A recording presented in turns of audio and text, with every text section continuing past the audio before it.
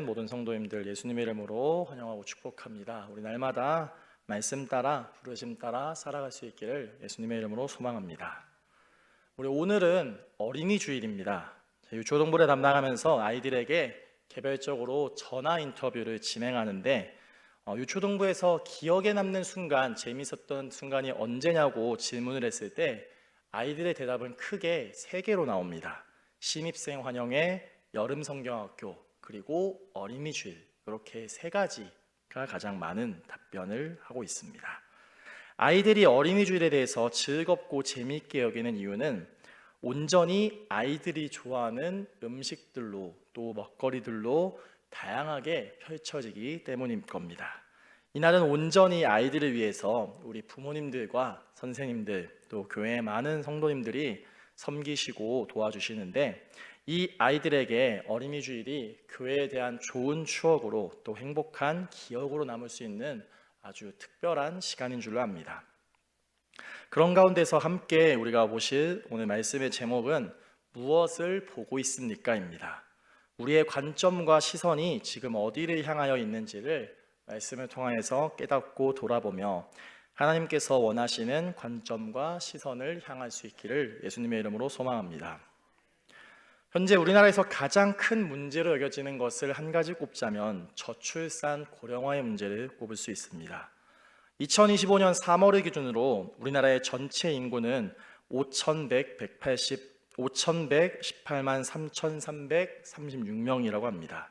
성별로는 남자가 2,547만 9,498명이고 여자가 2,570만 3,838명입니다.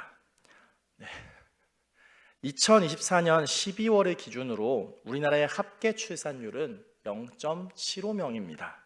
합계 출산율은 여성 1명이 평생 동안 낳을 것이라고 예상되는 출생아의 수를 말하는데 이 수치는 지난 2015년 1.24명 이후 2016년부터 23년까지 8년간 매년 떨어지다가 작년에 처음으로 조금 오른 수치입니다. 2024년 12월을 기준으로 우리나라는 초고령 사회가 되었습니다.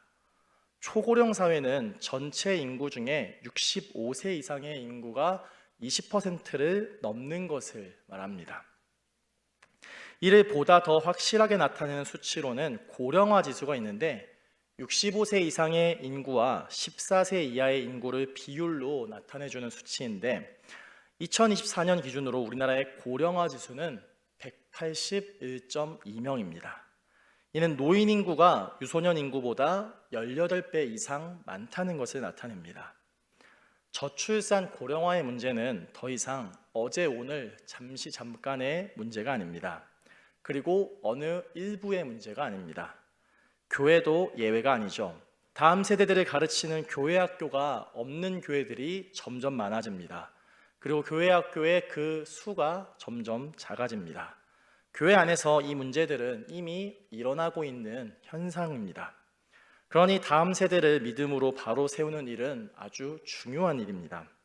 1989년 11월 20일 전 세계의 지도자들은 어린이들을 위한 역사적 약속을 만들었는데 그것이 바로 UN 아동권리협약입니다. 아동권리협약은 국제인권조약 중에 가장 많은 가입국을 보유한 조약이고 아동의 정의를 두고 만 18세 미만의 어린이와 청소년으로 두고 아동에게 최상의 이익을 제공해야 한다는 것을 원칙으로 삼습니다. 이 원칙에는 생존권, 보호권, 발달권, 참여권으로 나타낼 수 있는데 최소한의 필요한 권리와 보호, 능력 발휘와 나라와 사회 참여 등을 내용으로 담고 있습니다. 이 아동권리협약을 참조하여 우리나라에서도 2016년 5월 2일부로 보건복지부에 의해서 아동권리헌장이라는 것이 만들어졌습니다. 이 헌장의 내용은 모든 아동은 존중받고 차별받지 않아야 하며 생명 존중과 보호와 발달하고 참여할 수 있는 고유의 권리가 주어져 있으며 부모, 사회, 국가, 지방자치단체는 아동의 이익을 최우선적으로 고려해야 하며 아동의 권리를 확인하고 실현할 이 책임을 나타낼 9가지의 권리들을 나타냅니다. 이는 어린이나 아동을 지키고 보호해야 할 일이 더 이상 가정 안에서 개인적인 영역에서 이루어질 것이 아니라 사회적으로 함께 이루어야 할 영역이라는 겁니다. 그런데 이 어린이, 아동에 대한 이러한 인식은 그리 오래되지 않았습니다. 18세기 스코틀랜드의 발명가이자 기계공학자였던 제임스 와트는 증기기관 열차를 만들었습니다. 그 증기기관의 발명은 이후 산업혁명의 역사가 시작되는 계기가 됩니다. 산업혁명 이전 18세기 초와 2023년에 비교할 때 전 세계의 인구는 6억 명에서 81억 명으로 늘어났고 세계 총 생산량은 8,720억 달러에서 167조 달러로 늘어났는데 인구는 13배 이상, 생산량은 190배 이상 증가한 수치입니다. 이전에 경험하지 못했던 기술의 혁신은 이 엄청난 발전을 가져왔지만 그와 함께 부작용도 나타났습니다. 그 중에서 가장 심각했던 것이 바로 아동 노동에 관한 부분이었습니다. 산업혁명 당시 아동 노동이 얼마나 심각했냐면 5세 미만의 아동의 밤샘 노동이 아주 가득했습니다. 그리고 6세에서 16세에 해당하는 아동들의 하루 평균 노동 시간이 16시간에 달할 정도로 아주 심각했다는 겁니다.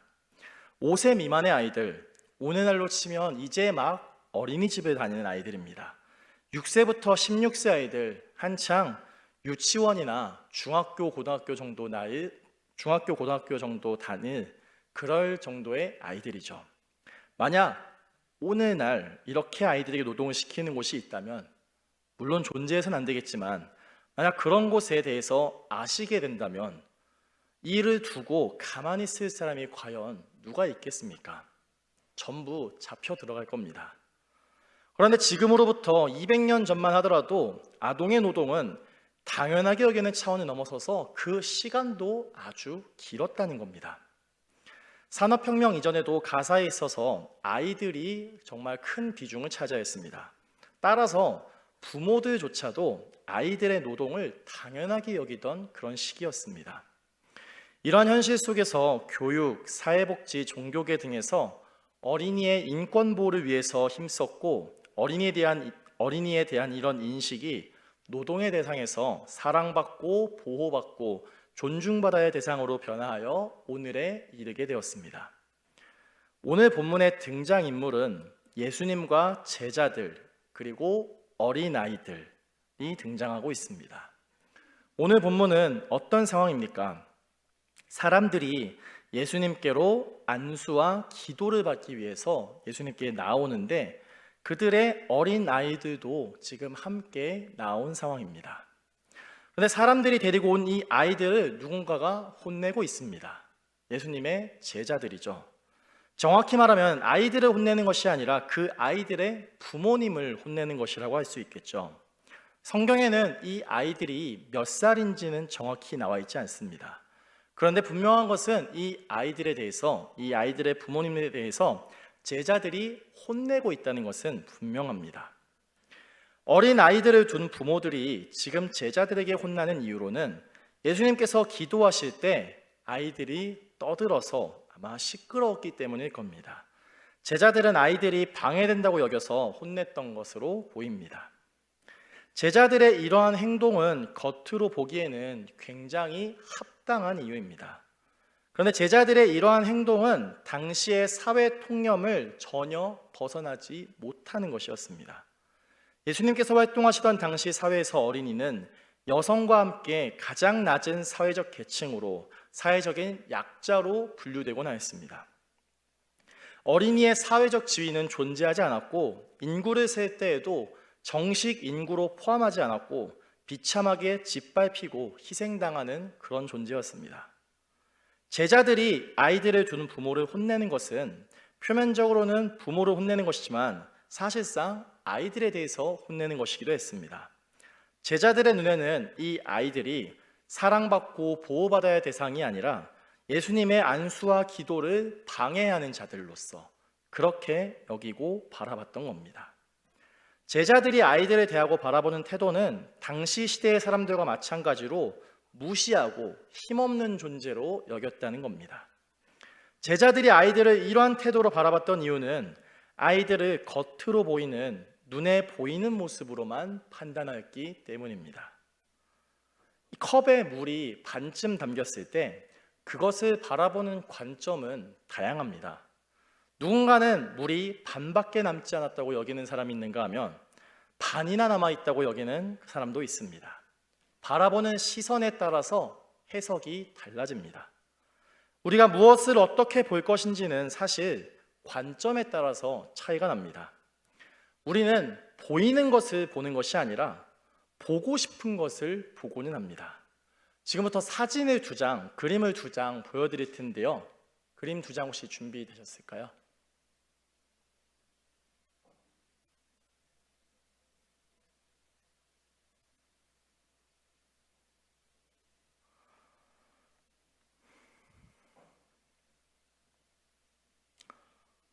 네. 우리가 무엇을 어떻게 보고 있는지는 세상을 바라보는 관점, 패러다임을 나타냅니다. 이 패러다임은 우리의 가치관을 반영합니다. 세상은 외모로 우리를 판단하고 저마다의 기준을 매기곤 합니다. 하나님은 외모를 보시지 않지만 사람은 외모를 봅니다. 사람을 볼 때 나는 절대 외모를 보지 않는다고 말하는 사람들이 있습니다. 저는 그 말을 절대 믿지 않습니다. 외모를 어떻게 안 봅니까? 누군가에 대해서 전혀 모를 때, 정보가 아예 없을 때 가장 먼저 보이는 것이 무엇입니까? 결국 외모이지 않습니까? 결혼식을 비롯한 중요한 행사나 누군가를 만나는 자리에서 아주 비싸고 좋은 옷은 아니더라도 분명 깔끔하게 좋은 옷을 입고 가지들 않습니까? 면접 자리에 목이 늘어난 티에 반바지를 입고 갈 사람은 아무도 없을 겁니다. 왜 그렇게 하는 거죠? 예의를 지키는 거죠. 옷차림, 겉모습이 보여지게 되는 것이니까요. 네, 사진 준비되었다고 하네요. 네, 하나 더 보여주시겠습니까? 네, 다시 앞에 좀 보여주시겠습니까? 네, 다시 뒤로. 네, 사진 다 보셨으리라 생각합니다. 네, 여러분들 그림 이 2개의 그림에서 어떤 것들을 보셨습니까? 첫 번째 그림에서 말들이 보였지 않습니까? 그리고 말들 사이에는 한 여인의 얼굴과 머리카락이 보이지 않았습니까? 그리고 2번째 그림에서는 무엇이 보이셨습니까? 할아버지와 할머니, 그리고 그 얼굴 사이에는 어느 나라 사람인지 모르겠지만 멕시코 사람처럼 보이는 이 사람들이 기타를 치고, 그리고 할아버지의 귀에 사람이 한 명 더 있는데 그림이 작아서 잘 안 보일 텐데 한 여인이 문 밖을 내다보고 있습니다. 네, 그림 내려주셔도 괜찮습니다. 네, 어떠십니까? 아주 조금만 시간을 두고 여유를 가지고 보면 다 발견할 수 있는 것들입니다. 그런데 이 그림을 처음 봤을 때 아마 여기 계신 분들도 가장 먼저 보이는 것은, 가장 잘 보이는 것은 같지 않았을 겁니다. 서로 달랐을 겁니다. 네, 우리가 분명히 이 보이는 것을 본다는 것은 결국 우리의 가치관, 우리의 시선이 지금 어디를 향하여 있는지를 반영한다고 했습니다. 우리가 살면서 외모를 전혀 안 볼 수 없습니다. 외모를 안 본다고 누군가가 저에게 말한다면 외모는 기본이고 다른 것들을 엄청나게 보겠구나 라는 그런 생각을 저는 합니다.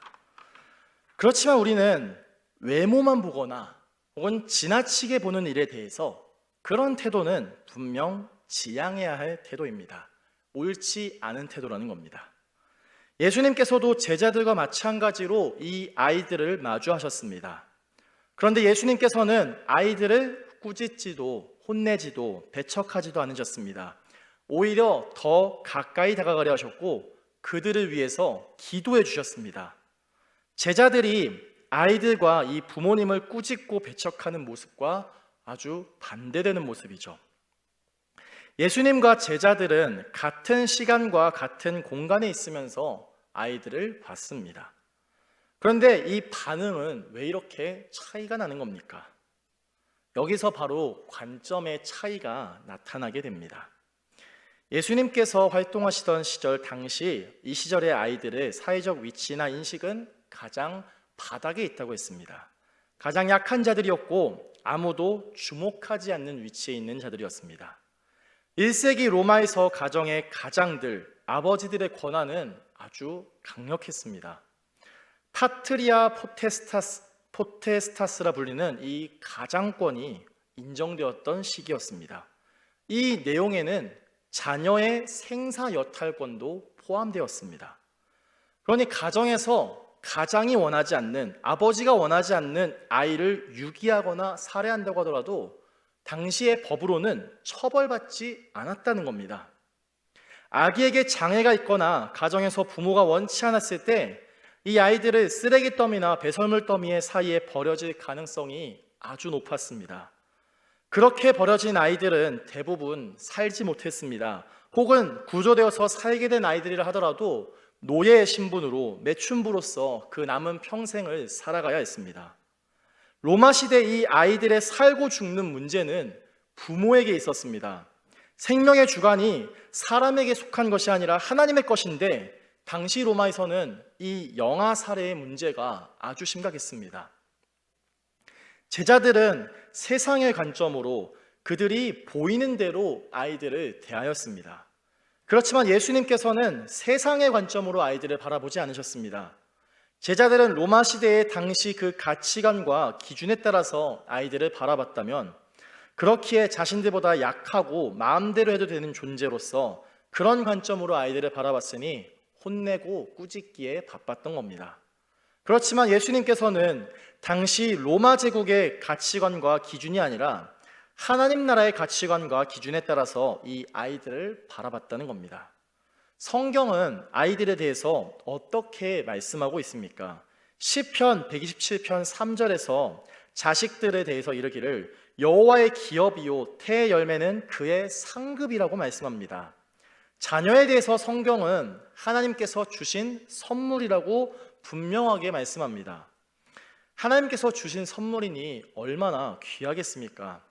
또 에베소서 6장 4절은 아비들아 너희 자녀를 노엽게 하지 말고 오직 주의 교훈과 훈계로 양육하라고 말씀하는데, 노엽게 하지 말라는 말씀은 부모라고 해서 자녀들을 함부로 대하지 말라는 겁니다. 시편 127편 3절의 말씀처럼 하나님께서 주신 선물인 자녀를 바르게 키우려면 주의 교훈과 훈계로 양육해야 합니다. 그런데 주의 교훈과 훈계로 양육할 때는 반드시 사랑을 담아서 해야 합니다. 아이들에 대한 이 가치관이 로마의 가치관과 성경의 가치관이 이렇게나 차이가 납니다. 제자들은 당시 거대 제국이었던 로마의 가치관으로서 아이들을 바라봤다면 예수님께서는 성경의 가치관으로서 아이들을 바라봤다는 차이점이 있습니다. 우리는 세상의 관점으로 보이는 대로 바라볼 것이 아니라 하나님의 말씀, 성경의 관점으로 봐야 할 것들을 바라봐야 합니다. 보이는 대로 보거나 보고 싶은 것을 보는 것보다 중요한 것은 우리가 봐야 하는 것들을 보는 일입니다. 그런데 무엇을 봐야 할지 어떻게 알겠습니까? 그래서 우리는 늘 성경을 가까이 하고 말씀을 의지하면서 살아가야 합니다. 제가 항상 말씀을 전하면서 가장 시작하면서 건네는 그 인사말 무엇입니까? 날마다 말씀 따라, 부르심 따라 살아가자고 항상 인사드리지 않습니까? 순서가 중요합니다. 부르심을 따라 살아가기 위해서는 우리가 먼저 말씀을 따라서 살아가고 있어야 합니다. 우리는 삶의 자리에서 말씀을 편집적으로 적용하면서 사는데 말씀을 따라서 우리가 삶을 살아가야 합니다. 내가 원하는, 내가 보고 싶은, 듣고 싶은 말씀을 취사 선택할 것이 아니라 온전히 하나님께서 주신 말씀으로 우리의 삶을 살아가야 한다는 겁니다. 아이들을 혼내는 제자들을 향해서 예수님께서는 아이들을 용납하고 내게 오는 것을 금하지 말라고 하시면서 천국이, 하나님의 나라가 이런 사람들의 것이라고까지 말씀하십니다. 예수님께서 성경의 가치관으로서 아이들을 바라보고 대하고 있음을 다시 한번 알 수 있습니다. 예수님의 이 관점은 또한 사랑의 관점으로 볼 수 있겠습니다. 예수님께서는 세상 가운데 작고 소외되고 어려운 이들에 대해서 그들을 무시하지 않으셨고 오직 사랑으로 그들을 품고 대하셨습니다. 오늘 본문을 보시면 아이들이 예수님께 나아갔다고 기록합니다. 아이들이 예수님께 나아간 이유는 예수님으로부터 사랑을 느꼈다는 겁니다. 성경 어디를 보시더라도 아이들이 바리새인이나 서기관들이나 제사장들, 사두개인들에게 다가갔다는 기록은 보이지 않습니다. 존재하지 않습니다. 이 어린아이들이 그렇지만 누구에게는 지금 나아갔습니까? 예수님께는 나아갔습니다. 더 가까이 가려고 했습니다. 예수님이라고 한다면 자신의 사랑해 줄 것이라고 하는 그 기대가 아이들에게 있었던 겁니다. 그리고 그 기대는 실제로 이루어지게 되었죠. 예수님의 삶을 논할 때 사랑을 빼놓고 어떻게 설명할 수 있겠습니까? 사랑하셨기에 낮아지셨고, 사랑하셨기에 섬기셨고, 사랑하셨기에 친히 희생하지 않으셨습니까? 우리 모두가 예수님처럼 이 사랑의 관점으로 세상을 바라볼 수 있기를 간절히 소망합니다. 마지막으로 예수님의 관점은 하나님 나라의 관점입니다.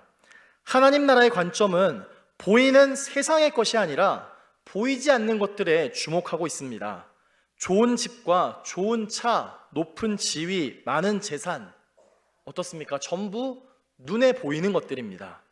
그렇지만 하나님 나라의 관점은 눈에 보이는 이러한 것들이 아니라 보이진 않지만 분명하게 존재하는 하나님의 말씀을, 하나님의 약속에 대해서 주목하고 있습니다. 우리는 하나님 나라의 관점으로 이 세상을 바라볼 수 있어야 합니다. 우리가 추구할 것들은 보이는 것이 아니라 보이지 않는 것들이어야 합니다. 우리 함께 마지막으로 고린도후서 4장 18절의 말씀 함께 읽도록 하겠습니다. 4장 18절 말씀입니다. 말씀 혹시 준비되셨을까요? 고린도후서 4장 18절 함께 읽겠습니다. 우리가 주목해야 할 것은 보이는 것이 아니요 보이지 않는 것이니 보이는 것은 잠깐이요 보이지 않는 것은 영원함이라. 아멘. 20세기의 미국 침례교회 짐 엘리엇 선교사님은 영원한 것을 위하여 영원하지 않은 것을 바라보는 자는 바보가 아니라는, 어리석은 자가 아니라고 하는 그런 명언을 남겼습니다. 우리 마지막 함께 보셨던 이 말씀처럼 우리의 주목할 것이, 우리가 바라봐야 할 것이 보이는 것을 향하여 있는 것이 아니라 보이지 않는 것들을 향하여 있기 원합니다. 영원하지 않은 것들을 소망할 것이 아니라 영원한 것들을 바라보며 살아가는 저와 여러분, 우리 모든 수원교회 성도님들 될 수 있기를 예수님의 이름으로 축원합니다. 아멘. 우리 함께 이 시간 시선 함께 찬양하신 후에 함께 잠시 기도하는 시간 가지도록 하겠습니다. 시선 함께 찬양합니다.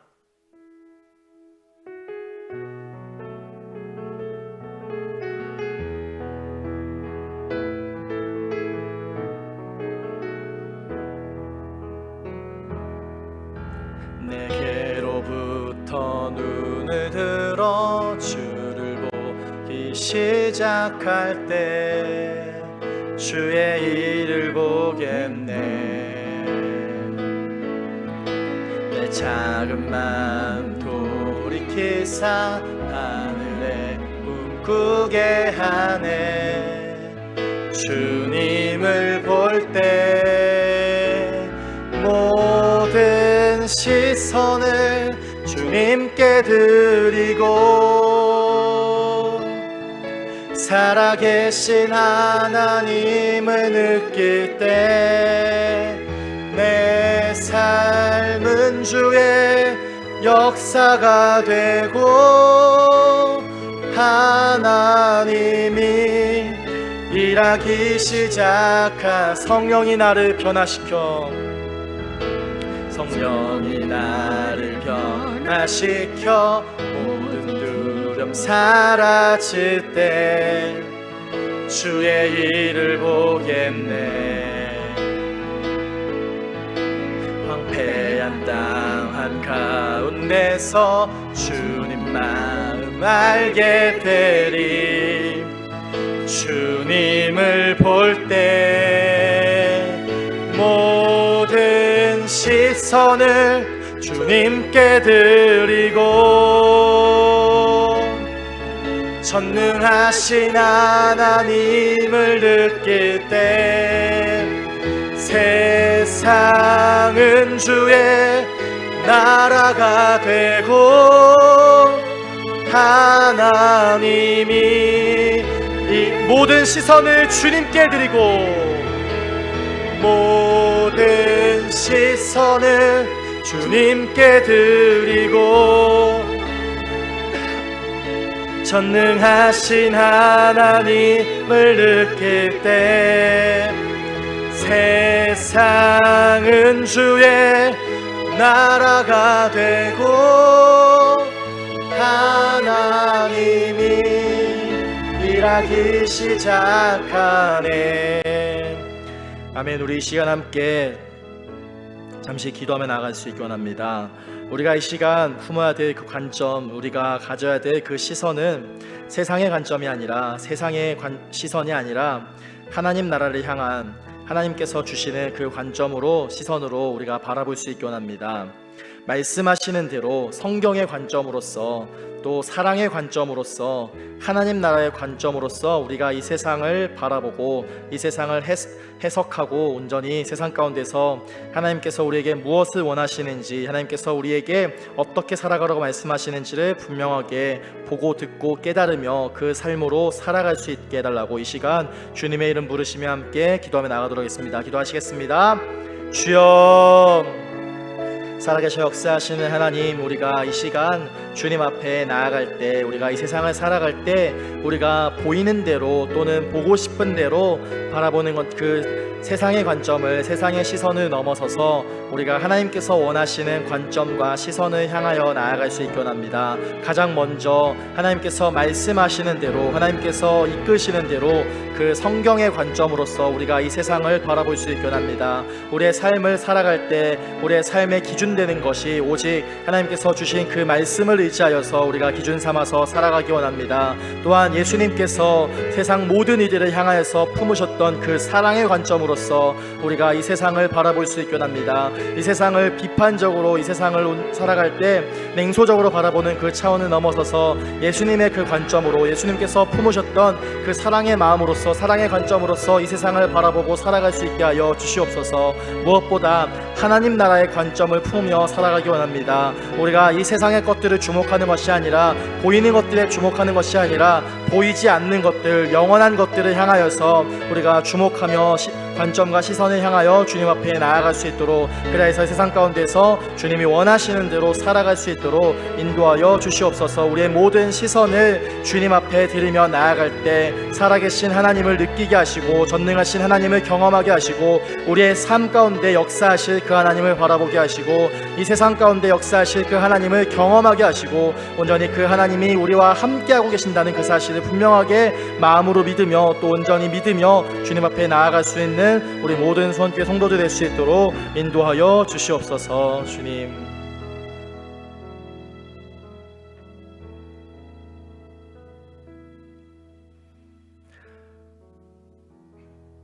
우리가 바라봐야 할 관점이 보이는 것이 아니라 또 세상의 것이 아니라 하나님께서 원하시는 그 관점과 시선으로 향하여 나아갈 수 있도록 주님 인도하여 주시옵소서. 이를 위하여서 우리의 믿음의 눈을 뜨게 하시고 영의 눈을 뜨게 하셔서 하나님께서 보여주시는 것들을 우리가 바라볼 수 있게 원합니다. 무엇보다 기록된 말씀 성경을 통하여서 우리가 이 세상을 살아가게 하시고 이 세상을 바라보게 하여 주시옵소서. 우리가 우리의 삶을 살아갈 때 하나님께서 주시는 말씀으로 성경대로 우리의 삶을 적용하게 하시고 우리의 삶을 기준 삼아 살아갈 수 있도록 인도하여 주시옵소서. 또한 세상을 살아갈 때 비판적이고 냉소적인 그런 관점으로 살아가는 것이 아니라 예수님께서 이 세상을 향하여서 품으셨던 그 사랑의 관점을 우리가 또한 닮아가기 원합니다. 예수님께서 자기를 배척하는 자들까지도 그들을 위해서 사랑하시고 그들을 용서하시고 그들을 위해서 친히 희생하셨던 것처럼 우리도 또한 사랑의 관점으로서 이 세상을 바라보고 살아갈 수 있도록 인도하여 주시옵소서. 우리가 잠깐 보이는 이 세상 것들에 주목하는 것이 아니라 영원한 것들을 향하여서, 보이지 않는 것들을 향하여서 하나님 나라의 그 가치와 질서를